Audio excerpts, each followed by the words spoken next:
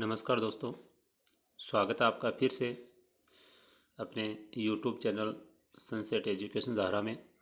तो मैं आपका स्वागत करता हूं अपने इस परिवार में। कैसे हो आप सभी?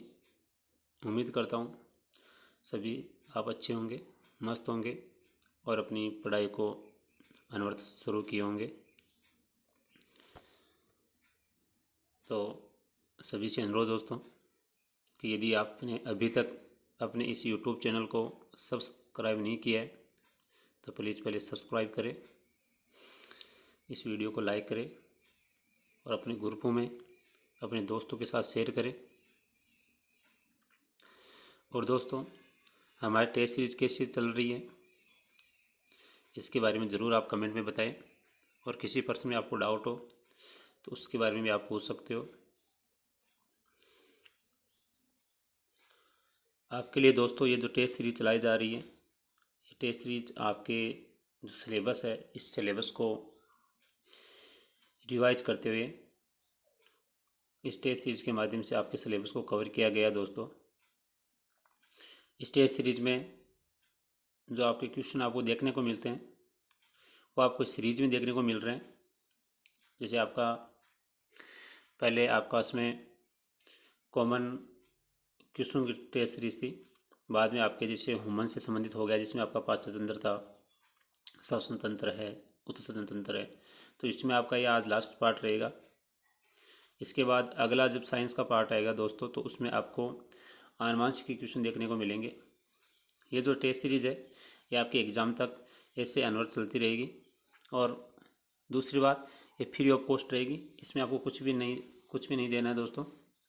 और इसके अलावा दूसरी टेस्ट सीरीज है वो आपकी राजस्थान जीके से संबंधित है। उसको भी हम इसी प्रकार से डिज़ाइन किए हैं ताकि आपके आने वाले एग्ज़ाम में आपको उस टेस्ट सीरीज से आपके पेपर में क्वेश्चन देखने को मिले। तो सभी से अनुरोध है कि ये जो टेस्ट सीरीज है आपको अपने इस YouTube चैनल सनसेट एजुकेशन धारा में रोज़ सुबह 11 बजे मिल जाती है। तो अपने YouTube चैनल को रोज़ विजिट करें और जो टेस्ट सीरीज चलाई जा रही है उसका फ़ायदा लें दोस्तों, और अपने सिलेबस को बार बार रिवाइज करें। तो आइए चलते हैं आज के अपने पहले प्रश्न पे, जो हम सामान्य विज्ञान की सीरीज लेके आए। उसमें आपका पहला प्रश्न है दोस्तों, किस पदार्थ के कारण जो रुधिर का रंग होता है वो लाल होता है? कौन सा पदार्थ है जिसके कारण हमारे रुधिर का रंग कैसा होता है दोस्तों? लाल होता है। क्या हीमोग्लोबिन के कारण होता है ऐसा? क्या अमोनिया के कारण होता है ऐसा? क्या एंजाइम के कारण होता है ऐसा? या उपयुक्त में से कोई नहीं है? तो इसका सही उत्तर हो जाएगा दोस्तों आपका हीमोग्लोबिन। क्या हो जाएगा? हीमोग्लोबिन पदार्थ होता है जिसके कारण आपके रुधिर का रंग लाल होता है। यदि आपसे ऐसे पूछ ले कि हीमोग्लोबिन में कौन सा तत्व पाया जाता है, हीमोग्लोबिन में कौन सा तत्व पाया जाता है, तो आपका इसमें उत्तर हो जाएगा लोहा। क्या हो जाएगा? लोहा। या फिर आपको देखने को मिलेगा तो आयरन तत्व होता है जो आपके हीमोग्लोबिन में पाया जाता है। और इस हीमोग्लोबिन के कारण ही आपके रक्त का रंग कैसा होता है दोस्तों? लाल होता है। और यदि इसकी आपके रुधिर में कमी हो जाती है तो एनीमिया रोग हो जाता है दोस्तों। आइए अगले प्रश्न पे चलते हैं। लिम्फोसाइट के कितने प्रकार हैं या कौन कौन से प्रकार हैं? लिम्फोसाइट के कितने प्रकार है, क्या क्या प्रकार है? ये जो लिम्फोसाइट है दोस्तों, ये आपके प्रतिरक्षा तंत्र से संबंधित होता है, इम्यून सिस्टम से संबंधित होता है, जो आपके रोगों से लड़ने की जो क्षमता होती है उसमें आपकी सहायता करते हैं। तो कौन कौन से हैं? क्या लिम्फोसाइट होता है? क्या टी लिम्फोसाइट होता है? या प्राकृतिक मार्ग कलिकाएँ होती है? या उपयुक्त सभी है? तो लिम्फोसाइट है दोस्तों, ये आपकी तीनों प्रकार की होती है। बी लिम्फोसाइट भी होता है, टी लिम्फोसाइट भी होता है और प्राकृतिक मारक कणिकाएँ। ये कलिकाएँ हो गया तो उस गलती से ये हो जाएगा कणिकाएँ। तो ये तीनों प्रकार की आपकी ये होती है, ये लिम्फोसाइट होती है जो आपके इम्यून सिस्टम में भाग लेती है। आइए अगले प्रश्न पे चलते हैं। किस रुधिर कण को थ्रोम्बोसाइट के नाम से भी जाना जाता है? किस रुधिर कण को थ्रोम्बोसाइट के नाम से भी जाना जाता है? हमने तीन पढ़ा है, आरबीसी, डब्ल्यूबीसी एंड बिम्बाणु। तो ये कह रहा है कौन सा कण है जिसको हम क्या कहते हैं, थ्रोम्बोसाइट के नाम से भी जानते हैं। क्या वो श्वेत रक्त कणिका है, क्या लाल रक्त कणिका है, बिंबाणु या प्लेटलेट है, या ये सभी है। तो थ्रोम्बोसाइट की हम बात करें तो थ्रोम्बोसाइट होता है आपका दोस्तों बिंबाणु, जिसको हम क्या कहते हैं, प्लेटलेट भी कहते हैं, या इसको पट्टिकाणु भी कहते हैं।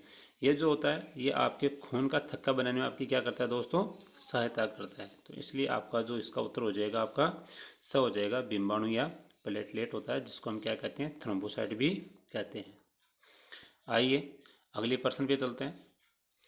अगला प्रश्न है, शरीर में हार्मोनों के परिवहन के लिए प्रमुख रूप से कौन उत्तरदायी होता है। हमारे शरीर में जो हार्मोन बनते हैं, रासायनिक पदार्थ बनते हैं, उनके परिवहन के लिए एक स्थान से दूसरे स्थान तक उनको ले जाने के लिए मुख्य रूप से कौन सा घटक उत्तरदायी होता है। क्या जल होता है, क्या रुधिर होता है, क्या म्यूकस होता है, या फिर ऊतक होता है। तो इसका सही उत्तर हो जाएगा दोस्तों आपका रुधिर। क्या हो जाएगा, जो रुधिर भाग होता है वो इसमें अपनी भूमिका निभाता है। या ऐसे भी हो जाए कि शरीर में पदार्थों के परिवहन के लिए सबसे प्रमुख घटक कौन सा है, तो इसमें भी आपका क्या होगा, रुधिर होगा। क्या होगा, रुधिर होगा। आइए अगले प्रश्न पे चलते हैं। जंतु में किस नाइट्रोजन अपशिष्ट के उत्सर्जन के लिए सबसे कम जल की आवश्यकता होती है। हमने पढ़ा है कि नाइट्रोजन उत्पाद 3 प्रकार से पढ़े हमने मेन रूप से, एक यूरिक अम्ल होता है, एक अमोनिया होता है, एक यूरिया होता है। तो अलग अलग पदार्थ के उत्सर्जन के लिए अलग अलग पानी की आवश्यकता होती है। तो ये अगर आप कौन सा नाइट्रोजन उत्पाद है जिसको निकालने के लिए, उत्सर्जन करने के लिए हमें कम से कम जल की आवश्यकता होती है। क्या अमोनिया है, क्या यूरिक अम्ल है, क्या यूरिया है, या उपयुक्त में से कोई नहीं है। तो इसका सही उत्तर हो जाएगा दोस्तों आपका यूरिक अम्ल है। क्या हो जाएगा, यूरिक अम्ल है। और इसका उत्सर्जन कौन करता है, तो इनका उत्सर्जन करता है दोस्तों इंसेक्ट, यानी कीड़े हैं, कीड़े मकोड़े हैं या पक्षी वगैरह हैं। तो ये क्या करते हैं, यूरिक अम्ल का उत्सर्जन करते हैं, क्योंकि उनके लिए पानी की कमी होती है। तो उसके लिए वो यूरिक अम्ल के रूप में नाइट्रोजन अपशिष्ट पदार्थों का उत्सर्जन करते हैं। मनुष्य है तो मनुष्य क्या करता है, यूरिया के रूप में अपने अपशिष्ट पदार्थ निकालते हैं ना, मूत्र के माध्यम से। और अमोनिया है तो अमोनिया को निकालते हैं, तो अमोनिया का उत्सर्जन करते हैं आपके जलीय जीव। कौन से करते हैं, जलीय जीव, क्योंकि अमोनिया का उत्सर्जन करने के लिए दोस्तों अधिक पानी की आवश्यकता होती है। अब जलीय जीव तो जलीय जीव रहते पानी में, तो इसलिए उनके पास सफिशिएंट मात्रा में पानी होता है, तो वहाँ पर वो अमोनिया का उत्सर्जन करते हैं। अगला है, हेनले पास किसका भाग होता है। हेनले पास किसका भाग होता है, वक्राणु या नेफ्रॉन का, कोशिकाओं का, तंत्रिका कोशिकाओं का, या मस्तिष्क का। तो हेनले पास किसका भाग होता है, तो हेनले पास होता है दोस्तों आपका वक्राणु या नेफ्रॉन का, या ऐसे कह सकते हैं आपके उत्सर्जन तंत्र का ये भाग होता है। तो ये जो आपका नेफ्रॉन होता है, नेफ्रॉन में हेनले पास पाया जाता है। इसके अलावा आपके वक्राणु में समीप और दूरस्थ नलिकाएं दोस्तों पाई जाती है।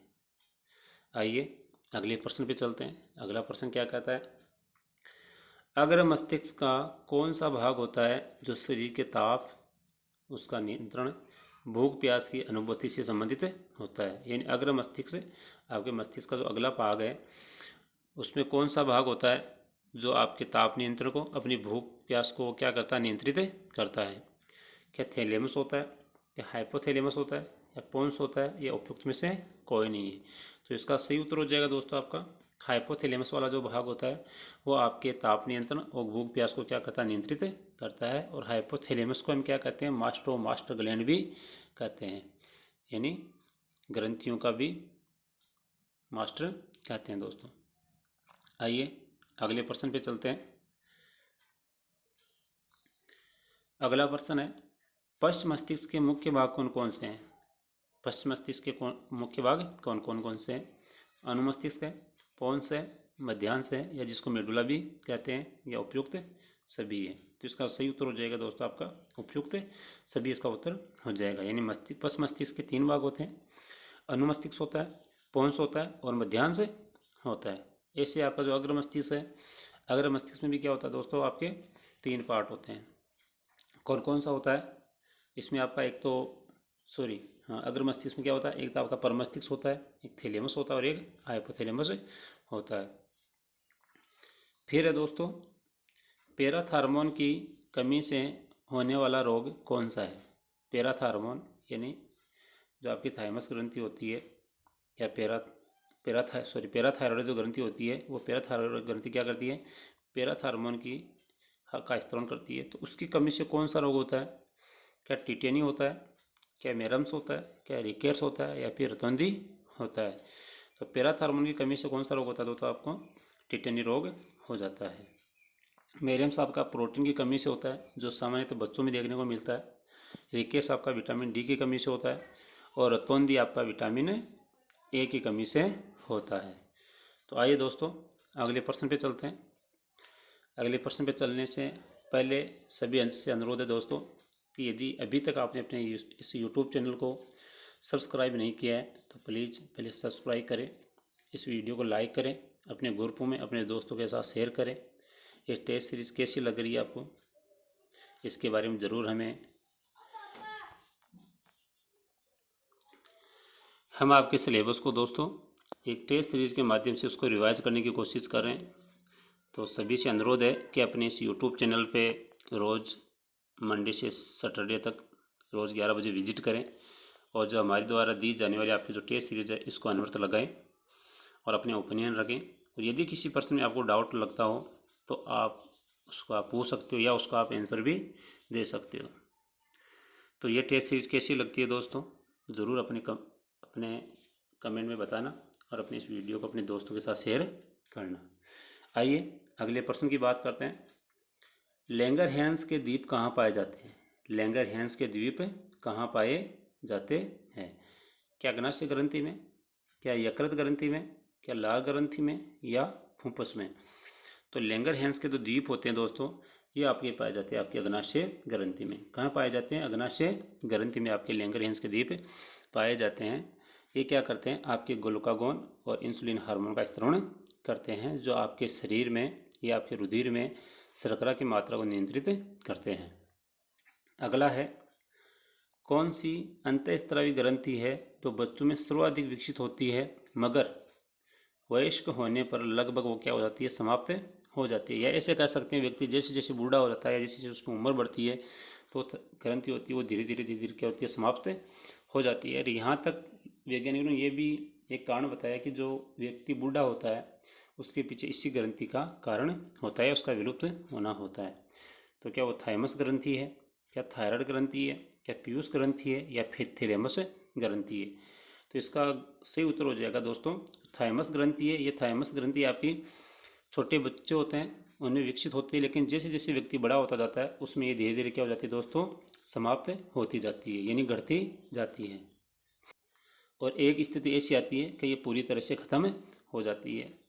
ये क्या करता है? ये आपकी ढलती उम्र को दोस्तों बताती है। आइए अगला प्रश्न पे चलते हैं। गर्भ में चल रही जो भ्रूण में उपस्थित प्लेसेंटा होता है जिसको हम अपरा भी कहते हैं, तो वो क्या काम करता है? गर्भ में जब बच्चा पल रहा होता है तो उसमें क्या होता है? एक माँ के गर्भाशय से वो बच्चा जुड़ा रहता है। तो जिस नाल के द्वारा जुड़ा होता है, जिस नली के द्वारा जुड़ा होता है जिसको हम प्लेसेंटा कहते हैं या अपरा भी कहते हैं, तो उसका काम क्या होता है? क्या भ्रूण को गति देना होता है, क्या उसके लिए पोषक पदार्थों की पूर्ति करता है, या भ्रूण की सुरक्षा करता है, या इनमें से कोई नहीं है? तो इसका सही उत्तर हो जाएगा दोस्तों आपका पोषक पदार्थों की पूर्ति करना। यानी जो गर्भ में पल रहे बच्चा होता है उस बच्चे को इस अपरा के द्वारा ही अपनी माँ से खनिज पदार्थ यानी पोषक पदार्थों की आपूर्ति होती रहती है। बच्चा क्या होता है वहाँ पर अंदर ही परिवर्तित होता रहता है। आइए अगले प्रश्न पे चलते हैं। अगला प्रश्न क्या कहता है? लाल रक्त कणिकाओं को और किस नाम से जाना जाता है? लाल रक्त कणिकाओं को और किस नाम से जाना जाता है? क्या एरिथ्रोसाइट कहते हैं, क्या ल्यूकोसाइट कहते हैं, क्या थ्रोम्बोसाइट कहते हैं, या इनमें से कोई नहीं है? तो आपकी जो आरबीसी होती है या लाल रक्त कणिकाएँ होती है उसको दोस्तों हम क्या कहते हैं? इरिथ्रोसाइट कहते हैं। क्या कहते हैं? इरिथ्रोसाइट कहते हैं। जो आपकी डब्ल्यूबीसी होती है, जो श्वेत रक्त कणिकाएँ होती है, उसको हम क्या कहते हैं? ल्यूकोसाइट कहते हैं। क्या कहते हैं? ल्यूकोसाइट। और बिम्बाणु को किस नाम से जानते हैं? थ्रोम्बोसाइट से उसको जाना जाता है। आइए अगले प्रश्न पे चलते हैं। टायलिन या एमाइलेज जो एंजाइम होता है वो किस ग्रंथि के द्वारा स्रावित होता है? टायलिन या एमाइलेज जो एंजाइम होता है वो किस ग्रंथि के द्वारा स्रावित होता है? लाल ग्रंथि के द्वारा, यकृत ग्रंथि के द्वारा, अग्नाशय ग्रंथि के द्वारा या उपयुक्त सभी। तो ये जो तीनों ग्रंथि हैं ये आपके भोजन में दोस्तों भाग लेती है और तीनों ही अलग अलग प्रकार के एंजाइम का निर्माण करती है। लेकिन यहाँ पर पूछा है टायलिन और एमाइलेज एंजाइम किस ग्रंथि के द्वारा स्थित होता है, तो ये हो जाएगा आपका लाल ग्रंथि। क्या हो जाएगा? लाल ग्रंथि होती है। मुंह में आपकी जो लाल ग्रंथि होती है, पैरोटिड ग्लैंड होती है, वो क्या करती है?